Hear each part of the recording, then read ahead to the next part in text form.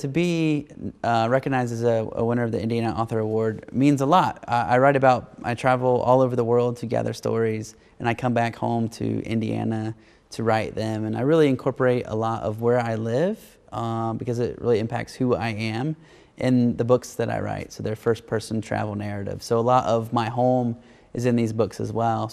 But to be recognized in your home state is really, really special. I consider myself a storyteller, I guess. I really started off as a traveler who became obsessed with writing and sharing stories. And then I was writing little magazines and newspaper pieces. And then I got into, I wrote a book, Obsession, where my clothes came from. So I think somewhat, sometimes people call me a journalist. That's okay. Storyteller, author, whatever. So I'm just telling stories. Storytelling is our most ancient form of connecting with people, and whether it's in a book or just spoken word or on a piece of paper, I just think that it doesn't really make a difference as long as it's a story.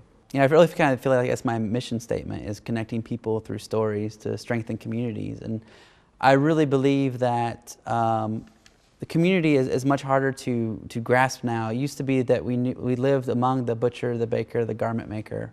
And now those people are around the world. Martin Luther King said, before we finish eating breakfast in the morning, we've interacted with half the world. And that is so true now, and we lack this connection with our things and the people who produce those things. So it's something I really hope that my work kind of puts a face to our things and makes us think about the lives of people in other places who are much different than ours.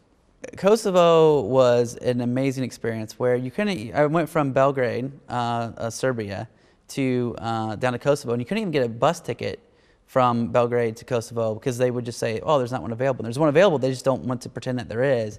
And then you have to take this bus, and then you have to switch buses because you can't go into Kosovo with license plates from Belgrade or your bus will get stoned. And I show up there and I get dropped at like 3 in the morning, sleepy-eyed, and the bus pulls off, and I stretch and I look at Pristina, which is the capital of Kosovo, and there's a Statue of Liberty on top of a nearby hotel. And they have a Bill Clinton street. They love Americans because we really kind of came in and saved them. I met people who think that they're alive because the United States came in and helped them with NATO. But yeah, so to meet people there and in this place where you just hear about as being war-torn, but then just to get in with some college students and hang out with them and sit in a cafe, and for them to talk about their girlfriends and sit and play PlayStation, play FIFA. It's just, the real life happens. I mean, life in Muncie, Indiana, where I live, isn't all that different from life in Pristina, Kosovo. The stories can be a little bit more, real and gritty for sure. But just to capture that and to experience that, just the everydayness, is just really a joy of what I get to do.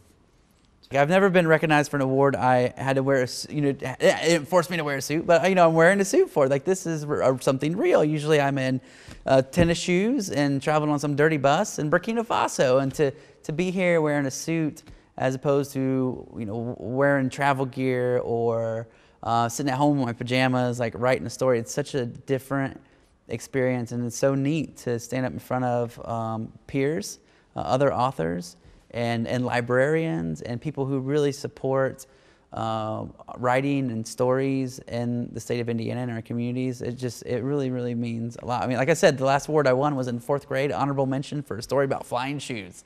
So here I am in this fancy library talking to a bunch of folks who, they really support the arts, and it means a lot.